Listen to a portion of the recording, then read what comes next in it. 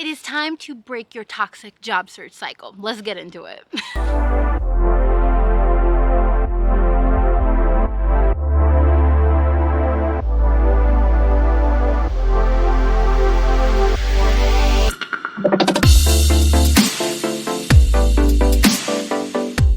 And yes, I am not going to lie to you. I have been in my toxic jobs myself, but one thing about me, I have hit the road for bigger and better things. So let's talk about how you can break the toxic job search cycle in your career. And hello, yes, my name is Mercedes Swan. I'm the career love coach, and my mission is to help Black women fall madly, deeply, hopelessly in love with their career and enter in their Black woman career bliss era. Okay, and I say that from someone who has also been on that journey, right? I have been in toxic environments where I haven't felt valued. I've been undercompensated. I have faced outright racism and microaggressions in the workplace. And while I can say, as a United States, as all the corporations, all the organizations, as a people, we have a long way to go, but there are ways where you can enter into a workplace where they are at least open and willing to have the conversation about race relations, the challenges that Black women face, and also create programs to support Black women in the work that we do. So that is why I am here, to help you kind of learn from the mistakes that I've made so that you can go ahead and enter into that Black woman bliss era with me. Okay, I'm bringing you along. Because I absolutely do have a mission to see the 9.8 million Black women who are in America facing a gap in inclusion and promotions and salary, and to see us as a collective apply pressure and close that gap. So let's talk about it. I got a lot of things to share with you today. Oh, and just as a little overview, I'm going to tell you how to assess your current situation so that you can end the cycle by understanding how you got there. I'm going to help you evaluate what it is that you want so that you can attract those things into your life. I'm going to teach you how to create job search standards so that you do not fall into the trap, even though job seeking is so frustrating and is one of the easiest ways that you can kind of continue the cycle, because you're so frustrated to get out of where you are that you don't move forward. And the last thing is, I'm going to help you figure out how you can actually evaluate this, right? So you might have been like, you know what, Mercedes, I thought I was going into a great place to work, but I wasn't. So we're going to talk about all of those things. Oh, and make sure that you stay until the end, because I'm going to tell you about my dream job application philosophy and how you can use that to, again, break the cycle. Okay, but you gotta stay to the end for that. Okay, so as I promised, the first thing that you need to do is to really come in and assess the situation. Assess your patterns, right? We cannot break a pattern that we're not aware of the pattern or what the common themes of that pattern is, right? If we haven't assessed it, we can't actually change or make a shift in the sequence. And so what I want you to do is think and reflect on your career, right? Have you always been in toxic jobs? Have you felt like you kind of ran from one toxic job to another? What is it that you were experiencing? And if there was a period of time where you actually found a job that you did not feel was toxic, that you actually felt supported and you enjoyed? Sorry, there was a lizard. Think about that as well, because it is really all about this deep reflection to say, how did I get into the job that I wanted or I didn't want? What were some of the things that I noticed? Were there red flags in one of the poor organizations that you didn't pick up on that you need to really listen out for in your next role? If it was a positive environment, what were some of the green flags? Were people really communicative? Did they have certain levels of benefits or salaries? Was there a certain way that you were treated in your recruitment process that were really great signs that you were going into a great organization? And think about, once you've come into the organization, the things that you liked or didn't like, or things that you would like to be the same or different. And so if there was an organization where you felt like leadership wasn't really transparent or open, that's one of the things that you want to try and find that's different, right? How do I find a leader or a boss that's really transparent and open and likes coaching and likes talking to me and is a mentor as well as a leader, right? Those are the things that I'm listing off that are important to me. But what do you want? Okay, what does that look like for you? And I will say that not everybody, I actually want to go to work and feel like my coworkers are friends or people that I enjoy hanging out with. And I know that co-worker friends are not the same as outside of work friends. But all I'm saying is that that's how I want to feel, and that's not maybe not how you want to feel. And so that's why it's important. There are not some magical number of signs of things that are going to help you determine, yes, this is for sure a place that I want to work versus not. You have to take time for self-reflection. Love you. Just being honest. Okay. So we talked about the first thing was identifying those flags, but now you got to get clear about what you want. And I know we talked about that a little bit, but like think about while you're at work, like how you actually want to feel. How do you want to show up? How do you want to experience work? And so that could be something as simple as the environment that you're working in, right? What are some of the things that are important for you environment-wise? And that is also connected to culture, which is another thing to consider, right? Like, is it an open culture? Do I like working in the office? Do I like working remotely? How do I like to stay connected with others at work? What does that feel like to have an open culture or a liberatory culture or someplace where I feel like I could be my authentic self?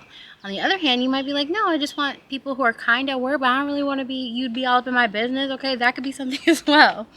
And think about the people that you've really appreciated working for. Like, you know, what did they share about themselves that allowed you to know, like, that's somebody that you really want to work with long term. Those are the things that you have to decide, like, what do you want to do?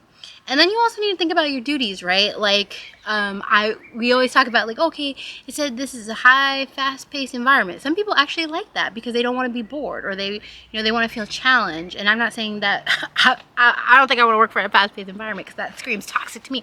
But anyway, all of that to be said, like, think about the duties and how the organization is describing the duties, and how do you want those to be described to you as you're doing them, because those are going to help you as we move through this process of figuring out what you want.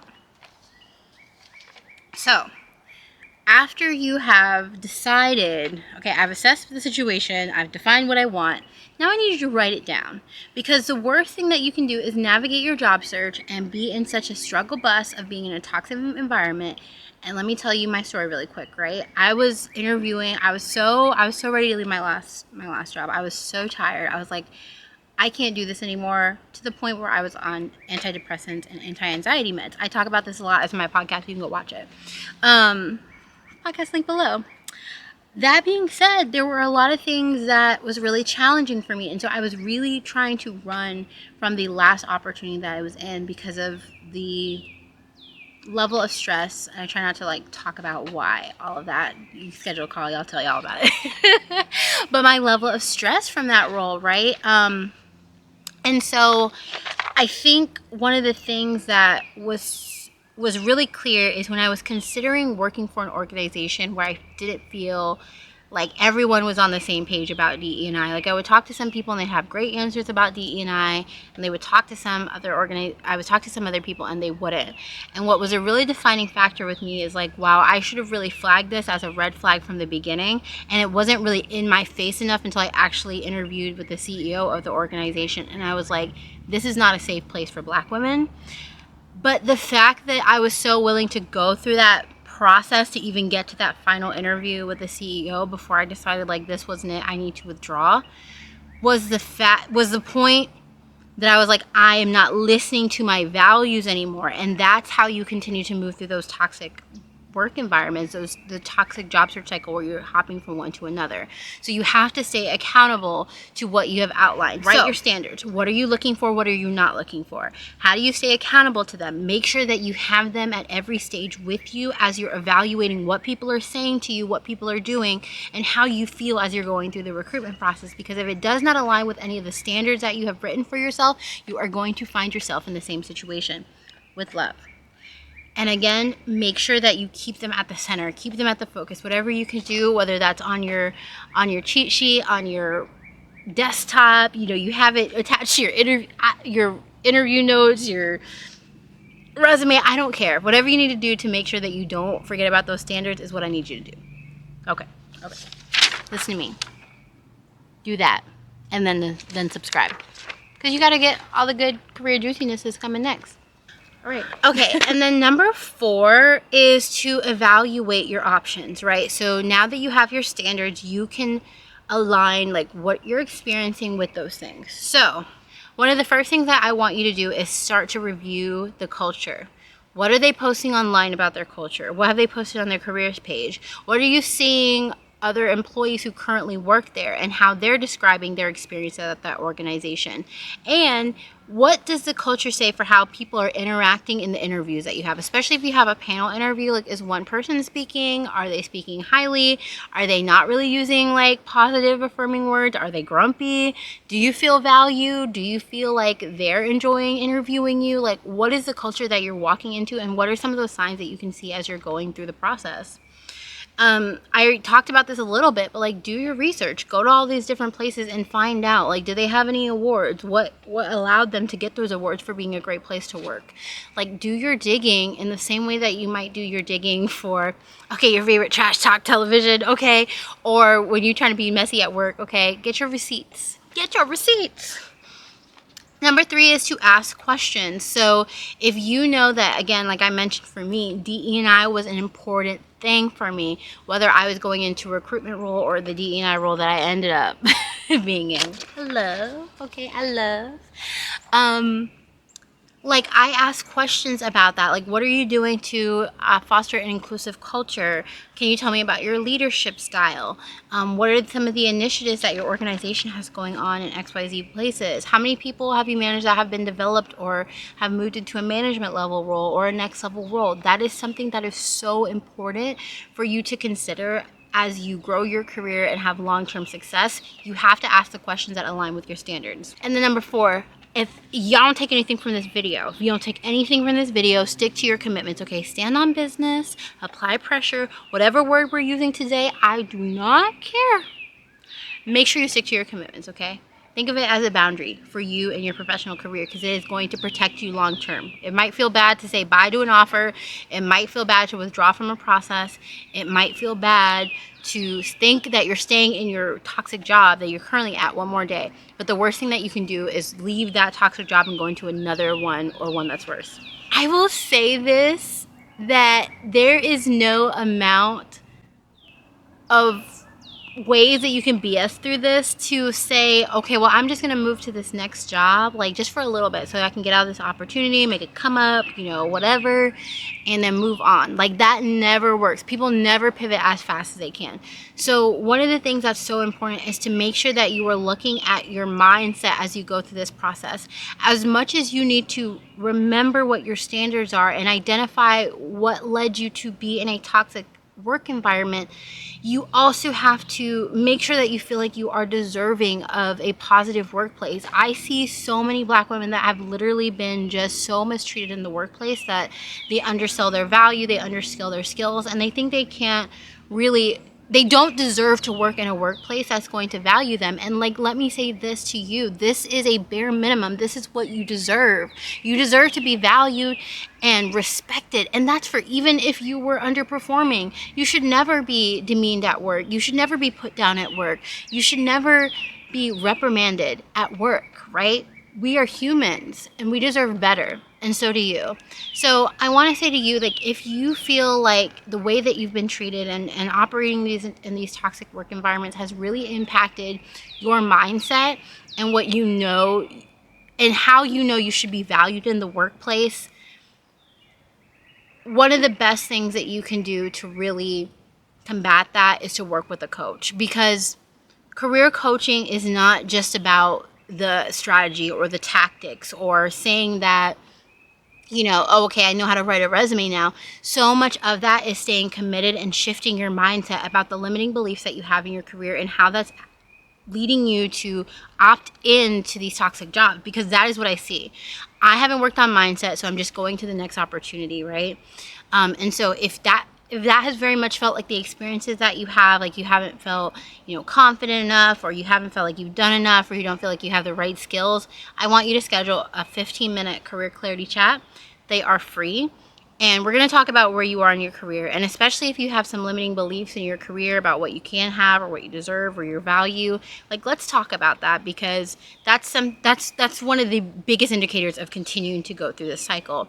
And if you decided at that call that you are like, I want to do coaching because I know that I deserve better, but I feel like I need to work with somebody to work through those things, career coaching for my 90-day program is going to be something that's really going to help you do that. So if this sounds like it's something that's really hitting home for you, it's resonating, and you feel like you don't want to do this by yourself anymore, go ahead and schedule a career clarity chat. They're free. I will post the link below, and I can't wait to talk with you, love. Oh, hey boo, hey. It's a little sunny out here right now, but if you haven't subscribed, go ahead and subscribe right now, okay? Because you know, if you're still here, you are loving this content, and I want to make sure that you get more. Also share it with a friend, okay? Because we don't need to keep all this career goodness to ourselves. Okay, so let's talk about the dream job application now. Okay, I'm gonna preview the dream job application like somewhere on the page.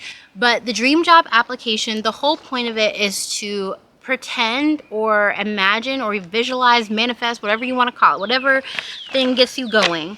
The idea that a position is going to apply to you. So if in a position were to apply to you and say, this is everything that I want you to know about my position so that you can accept me as a potential option, is the way that I want you to reframe your job search, right? Positions are applying to you. You're screening them based on your requirements, and I created a dream job application to help you do that, right? So to define what are all the things on a posting or that an employer is going to tell me that's going to allow me to screen them in or out for what I am worth in my job search, okay? That is a complete mindset shift that is going to really help you.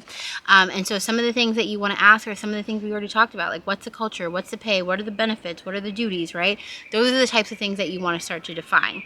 If you want to get access to this full dream job application, you can join my Career Club community. It is for high-performing Black women who are actively working to improve themselves and where they are in their career, and yes, find themselves and enter into their career bliss era. So if you want to join and learn more, it's a really affordable membership. You can join below, and then we get to talk and do events, and you get access to all of my training things in there, including the application. All right, boo. The last thing that I'm going to tell you about before I leave this video and get out of the sun, okay, is the Black Woman Approved Workplaces database. I had a client who came to me and said, I do not believe that there are any places that are safe for Black women to work in America. And to that I said, bet, let's do it.